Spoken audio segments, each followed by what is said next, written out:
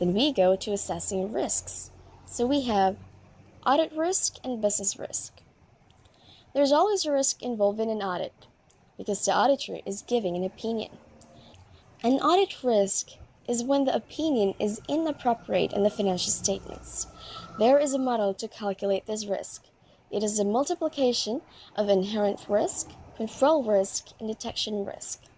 Business risk, on the other hand, includes factors that could hinder the goals and objectives of the company during the course of an audit. So here it is. The auditor can now establish the audit plan and audit program. Audit plan and audit programs are the two major tools used by the auditor for this purpose. Audit plan refers to the scheme formulated by the auditor that comprises of strategy or approach that is followed for carrying out audit.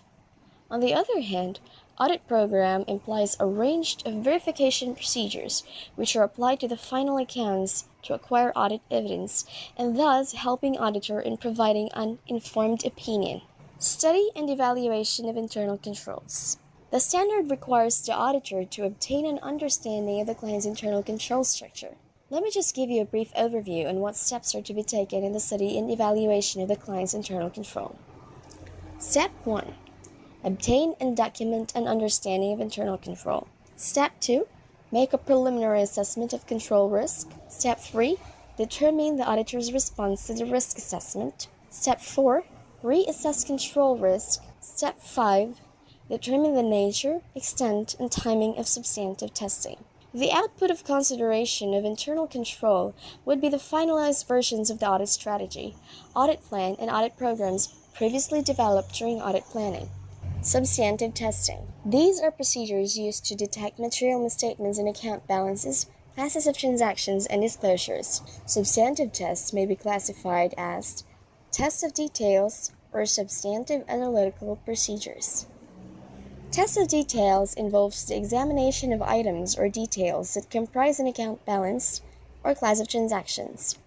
Every audit involves the performance of tests of details. Substantive analytical procedures.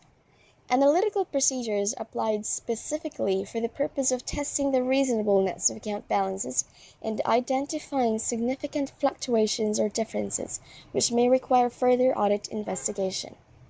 Substantive analytical procedures require less time and effort, but are also less reliable compared to tests of details. Completing the audit. After all the previous steps, the auditor performs final analytical procedures. This is performed as an overall review of the financial statements at the end of the audit to assess whether they are consistent with the auditor's understanding of the entity.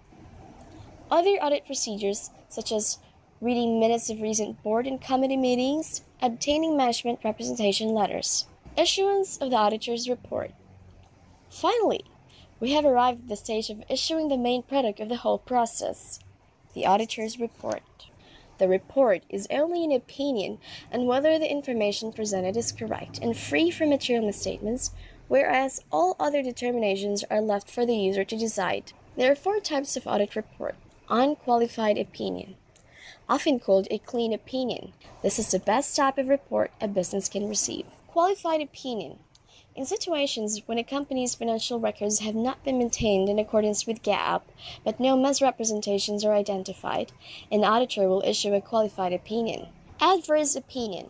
The worst type of financial report that can be issued to a business is an adverse opinion.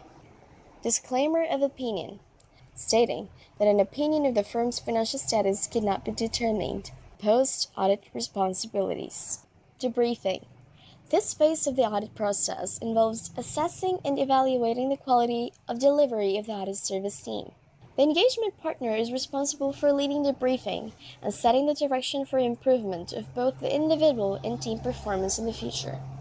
So that's it, my brief tutorial on the overall process of a financial statement audit. Subscribe on my weekly tutorial to learn more about each topic. See you next time! Created using Powtoon.